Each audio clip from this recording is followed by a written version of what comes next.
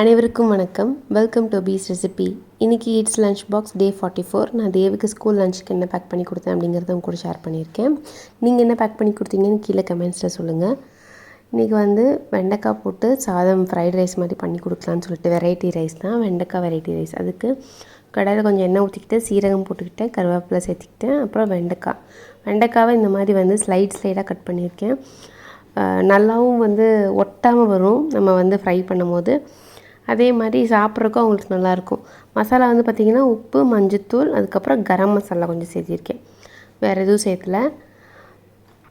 இது நல்லா நம்மளுக்கு ஷ்ரிங்க் ஆகணும், நல்லா சுருங்கணும். அந்த வெண்டைக்காய் நல்லா வெந்து அது வரைக்கும் நம்ம வணக்கிட்டோன்னா போதும்.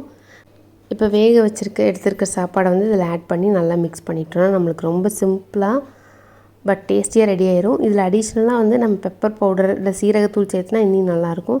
நான் கரம் மசாலா ஃப்ளேவர் மட்டும் இருக்கணுங்கிறதுக்காக அதை நான் போட்டிருக்கேன்.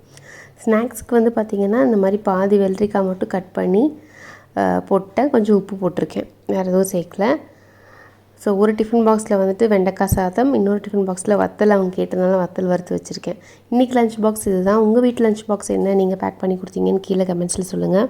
இந்த வீடியோ பிடிச்சிருந்துச்சுன்னா ஒரு லைக் கொடுங்க. மறக்காமல் நம்ம சேனலுக்கு சப்ஸ்கிரைப் பண்ணுங்கள். பக்கத்தில் இருக்கிற பெல் பட்டனையும் ப்ரெஸ் பண்ணிடுங்க. நான் அப்போ தான் எப்போல்லாம் வீடியோஸ் போடணும்னா உங்களுக்கு நோட்டிஃபிகேஷன் வரும். Stay healthy, be happy. Thank you.